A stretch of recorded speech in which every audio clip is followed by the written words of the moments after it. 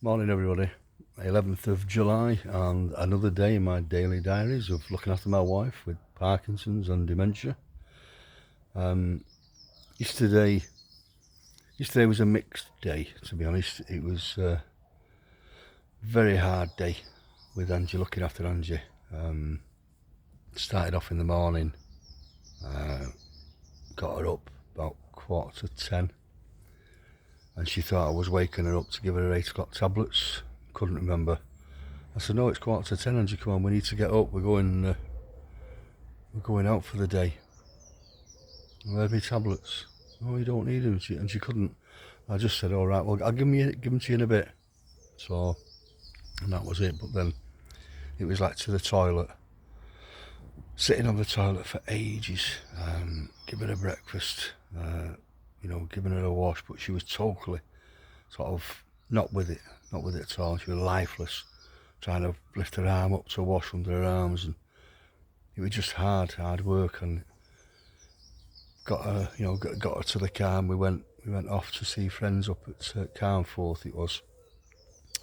But of course they live in a log cabin, and there were no easy wheelchair access. And it was, I would say, from the car to sitting her down on the settee inside, it was 25 minutes, at least 20 minutes, maybe 25 is long, but about 20 minutes to get her from the car to sitting her down, because she just can't, she wouldn't move at all. I was moving her, dragging her and pulling her and pushing her, and and I don't know, she was just really hard work all day. Then she wanted to go to the toilet while we were there, so I was in the toilet for another sort of 15-20 minutes. I don't know. And then during the day she was sat, just sat with her eyes closed, or if she weren't closed, it was that long lost, far away look in her eyes. And Sue, the couple who we went seeing, Ray and Sue, we was with Matt and his sister and her fella, but the couple we went seeing was Ray and Sue. Now, Sue had a brain hemorrhage years ago and a stroke. So she walks sort of, funny, and she's very slow in her talking. She gets her words mixed up, just the effects of the stroke.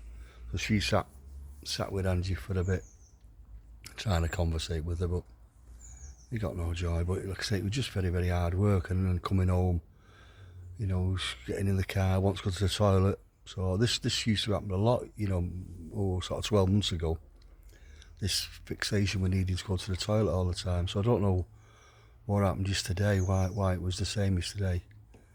But then when we got home, she needed the toilet again, but she needed to go, on the toilet, should we say.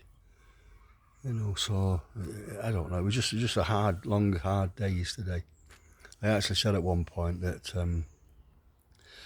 apart from sort of going out, into Cleveland's and having a coffee and just local, maybe to Blackpool and that, I said, but I think this is my last day out anywhere with her. Even the hours travelling there and back, I don't know, I might feel different again, but that I actually said it out loud yesterday. I said to Marilyn, I said, I think this is the last day out of any, out type of thing. But I don't know, like I said, we'll see. It might feel different, next week or a week after or something, but that was my initial reaction. And I've never thought that before. But on a positive note, I did ring the adult social care again in the morning before we left. I know I'd said I'd left them a message saying I'll ring on the hour every hour. So maybe that flagged up something up, because I got a call off the social worker that used to come, Heidi she's called. Is that Mike? I said, yeah, it was a private number, so I'm half expecting it to be from the adult care. Yeah, it's Mike Walker. Yeah, Mike, it's Heidi. He said, oh, hi Heidi. He said, I've just come into the office and I've noticed your details are up on the screen. So that's what's making me think maybe, get this fella sorted out, get him seen to. And just let me turn around. So she said, I've just noticed it and noticed your name and everything. I've just read brief details of what you're saying. He says, right, so what I'll do is, I've just put my name on it, so it saves you going through all the system again. I'll get onto it and I'll get something sorted out for you. So I'll ring you back in about 15 minutes. So I thought, oh, that's all right. And she did. She run back. She said, right, I just spoke to the OT, the occupational therapist, and is next Friday okay to come out? I said, of course it is. Yeah, definitely. So next Friday afternoon, about 1 o'clock, I think she said. I've got it in my diary anyway. I know we go out on our Fridays, but that can have to wait. That'll have to wait. So shows your perseverance does pay off. But I'm glad because Heidi's the one. She was nice and all. She did what she could. So I went over it with her anyway, and she said, yeah, you seem like you need a lot more help. I did mention, I said, how come I'm out of the system? Surely, you know, with what she's got, the Parkinson's, and it ain't going to get any better, you know. So just because I don't phone up, you know, complaining and I want this and I want that, and she just agreed with me. She said, no, she said the system's not right, it's wrong. But anyway, she said, I'm not letting you go through all the system and having to wait a couple of months again. I'm onto it now, she said, so let's get past that. So I thought, right, yeah, she's right. So yeah, good. So positive, be positive, Mike. And I was speaking to a chap last night who used to go. Well, we used to see. Shall I say? I don't know if I say that I used to go because we don't go anymore to the Parkinson's meetings groups and the exercise class. And his partner's got Parkinson's. Very similar to Angie, because we were discussing it last night. His partner's only been diagnosed just over 4 years ago, whereas Angie's just under 4 years ago. And his partner's very, very much the same as Angie. He's sleeping a lot. He's struggling. He won't. You know, he can't do stuff for himself now. Alistair has carers coming in now twice a day, in the morning to get him out of bed and wash and dress, and in the evening to get him washed and dressed. He said, but sometimes he won't. He just refuses point blank, and even has started lashing out. Well, Angie doesn't do anything like that, you know. So this is the beast within, shall we say. It's bloody awful. It's awful, and it's like Alistair was saying. Nobody knows because you know, sometimes you feel like shouting and screaming, but it's not them. It's the disease. What does it? You know, it's not the person that, you know, your partner, your wife, your husband, whoever. It's not them. It's the disease. But he did give me some advice. We swapped. I told him about that. I've been told by my Parkinson's nurse. She's coming. She phoned me as well. The Parkinson's nurse. She's coming out next Wednesday, because she said, right, let's go over it again with me. I said, right, I've not seen Angie for a while, so I'll come out and see her myself. So she's coming out next Wednesday morning at 10 o'clock. So I know it's early, but I know Angie's a lot of times in the morning. That's when she's sort of, I won't say at her worst, but she's not at her best, shall we say. I'm hoping when the Parkinson's nurse calls, that she catches Angie, you know, in a bit bad. But it'll be sod's law. She'll get up, Angie. She'll be dancing and singing and laughing and joking. I know, it's sod's law, that, isn't it? That's sure to happen. Anyway, so yeah, the Parkinson's nurse had said about washing. The washing's on. I said, washer's on all the time. And she said, well, you can apply for a reduction in your water rates. So I'd mentioned this to Alistair, which he didn't know, but then Alistair was telling me about the occupational therapist can get me a bed for Angie, like a proper, like an hospital style bed, what lifts up and down. It's got sides to it that lift up and down, so once she's in bed, she can't really get out, you know, whereas the one we've got now is just like a bed rail to stop her rolling out of bed in, but she can still get out. So again, I didn't know nothing like that. So I'll be putting all this to the occupational therapist and Heidi, the social worker, next week when they come. yeah, so it's a lot of things. But again, it's like I said to Alistair, it's people say, oh, you can claim for this and you can claim for that, but how do you know? How do I know? It doesn't come up anywhere.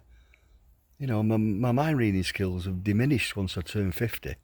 So I need to be told these things now. I can't just magic them up out of the air. You know, so unless you speak to other people in the same position, i.e. I spoke with Alistair last night, I'm never going to know, because the NHS people don't come to me and say, oh, you can get this or you can get that. Or, you know, your social services don't come to you and say, oh, you can have this, you can get that, and you're entitled to this. You don't. You have to get out there and ask and question. But why on earth would I say, would I think so? Oh, maybe I can get a bed. You know, it just doesn't enter my head. It's strange. It's how the system works. It's set up to save itself as much money as it can. That's the system. That's the NHS system. I don't like it. It's wrong. It's wrong. There's too much money gets wasted on this. Anyway, don't get me started on that bit. So yeah, I'm just gonna put it point blankly to the OT next Wednesday without being nasty. I'll just say, right, you tell me what am I entitled to now, and what will I be entitled to when it gets worse, and just see what she says. You know, write it all down. But even then, I won't get to the bottom of it. I'm not knocking the OT woman. She's probably going to be nice. It may even be one we've seen before. You know, and they're all nice when they come. They're all lovely. I've not a wrong word to say against any of them that's been coming seeing us over the years. Not a wrong word. It's the system behind them that's totally wrong. Anyway, that was a bit of a rant, wasn't it? So, right, well, today's a lovely day. It's scorching here. There's not a cloud in the sky. I'm sat out here in the garden, as you can probably tell. I'm going to go and get her up in a bit because it's Friday. Give her a breakfast and we're going to get out. I'm going to get out as early as I can. Just go out for her and sit out. I know we normally meet Angie's sister later on, sort of 2ish, something like that, but I'm just going to get out and go sit in the sun or sit in the shade and have a coffee and a toasted tea cake, as we usually do on a Friday. And then yeah, last night when I was worried yesterday about getting something to eat, we had a sandwich during the afternoon, so that was okay. But then Sue got the cake out, but it was like 3:15, and I said, Angie can't have the cake, Sue, now. So, but then when we got home, just give Angie beans on toast, something dead quick, beans on toast, and she managed to eat it all herself as well. You know, so I cut it all up as usual, and I give her a little spoon and a fork. So she kept jabbing the bits of toast with a fork and eating the rest. So yeah, I didn't need to feed her anything yesterday. So yeah, right, okay. So I'm going to get off now and do another one tomorrow. So you have a lovely day. That's what we're going to do. And yeah, do the usuals. Sorry I keep going on about it, but let's get this info out there as much as we can. So please follow me, share it, like it, press your like buttons. Comments, you know, and if you're on YouTube, subscribe, do all the usuals, please. Thank you very much for watching, and I'll do another one tomorrow. So as usual, you take care now. Bye.